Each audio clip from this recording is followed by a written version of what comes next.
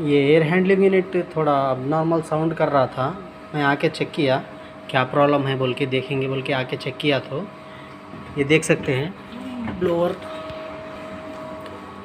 blower का जो pulley है